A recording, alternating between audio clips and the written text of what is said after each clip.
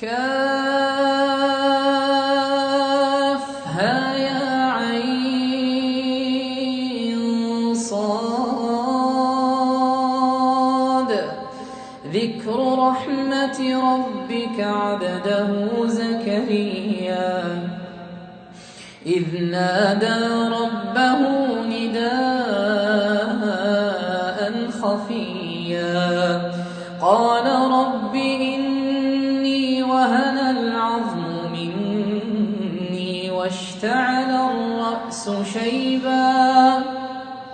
ولم أكن بدعائك رب شقيا وإني خفت الموالي من ورائي وكانت امرأتي عاقرا فهب لي من لدنك وليا يرثني ويرث من آل يعقوب واجعله رب رضيا يا زكريا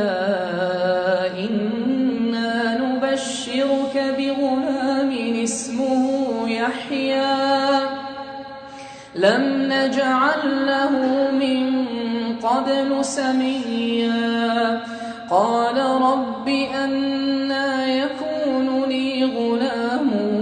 وكانت امرأتي عاقرا وقد بلغت من الكبر عتيا قال كذلك قال ربك هو علي هين وقد خلقتك من قبل ولم تك شيئا قال رب اجعل لي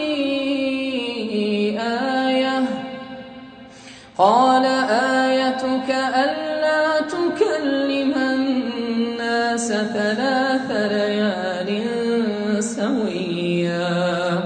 فخرج على قومه من المحراب فأوحى إليهم أن سبحوا بكرة وعشيا يا يحيى خذ الكتاب بقوة وآتيناه الحكم صبيا وحنانا من لدنا وزكاة وكان تقيا وبرا بوالديه ولم يكن جبارا عصيا وسلام عليه يوم ولد ويوم يموت ويوم يبعث حيا وسلام عليه يوم ولد ويوم يموت ويوم يبعث حيا واذكر في الكتاب مريم إذ انتبذت من أهلها مكانا شرقيا فاتخذت من دونهم حجابا فأرسلنا إليها روحنا فتمثل لها بشرا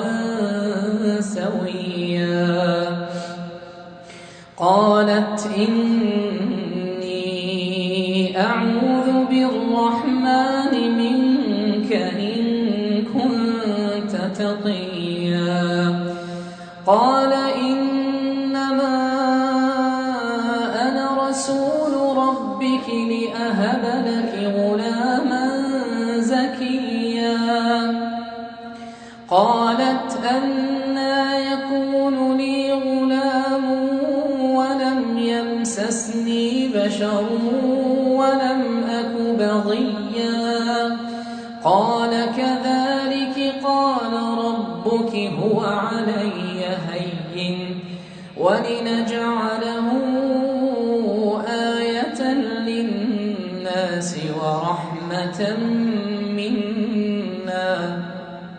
وكان أمرا